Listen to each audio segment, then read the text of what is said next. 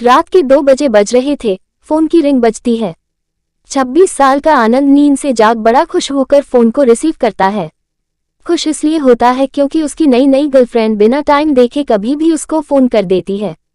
Phone की दूसरी तरफ से आवाज आती है, जन्मदिन मुबारक हो बेटा।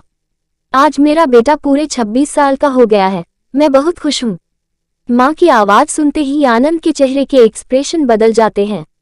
वो गुस्से में बोलता है, माँ तुझे समझ नहीं आता क्या? इतनी सी बात के लिए मेरी नींद खराब कर दी। यह बात तो तू मुझे सुबह भी बोल सकती थी। इतना कहकर वह फोन काट देता। थोड़ी देर बाद फिर से फोन की रिंग बजती है। आनंद फिर से फोन उठाता है और इस बार फोन पर पापा होते हैं। आनंद इस बार आराम से बात करता है। थैंक यू पापा, आपने मुझे बर्थडे विश करने के लिए फोन किया, वो भी इतनी रात को। पापा कहते हैं, नहीं बेटा, मैंने तुम्हें मुबारकबाद देने के लिए नहीं बल्कि ये बताने के लिए फोन किया है कि तुम्हारी माँ बिल्कुल पागल है। वो इतनी पागल है कि पिछले 1 महीने से मुझे हर दिन तेरा बर्थडे याद दिलाते आ रही है। वो इतनी पागल है कि तू हमसे सैकड़ों किलोमीटर दूर है, फिर भी उसने यहाँ पर खुद अपने हाथों से तेरे लिए केक बनाया है। ऊपर से ये जिद कर बैठी है कि जब तक तुझे विश नहीं कर देती तब तक न खुद खाना खाएगी ना मुझे खाने देगी। आनंद सब ध्यान से सुन रहा था और उसे ये महसूस भी हो रहा था कि उसने अपनी माँ को फॉर ग्रांटेड ले लिया था। वो बोला, नहीं पापा, माँ बिल्कुल पागल नहीं है। पापा कहते हैं, नहीं बेटा, तू अपनी माँ के पागलपन को नहीं जानता, मैं जानता हूँ। वो तो 26 साल पहले ही पागल हो गई थी जब डॉक्टर ने उसे कहा था या तो हम बच्चे को बचा सकते हैं या आपको।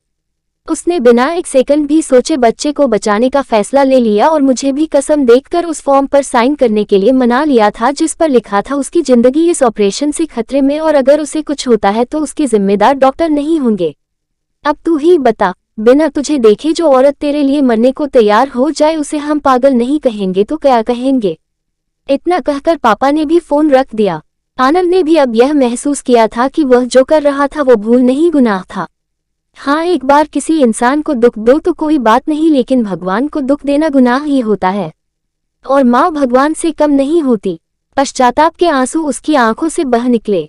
सवेरा होते ही आनंद अपने घर की ओर रवाना हो गया अपने माँ बाप से माफी मांगने के लिए। घर पहुंचते ही उसने पहले माँ से माफी मांगी जिसने उसे गले से लगा लिया। फिर वह अपने पापा से माफी मांगने लगा। पापा ने कहा, कोई बात नहीं बेटा, जा तू वापस चला जा।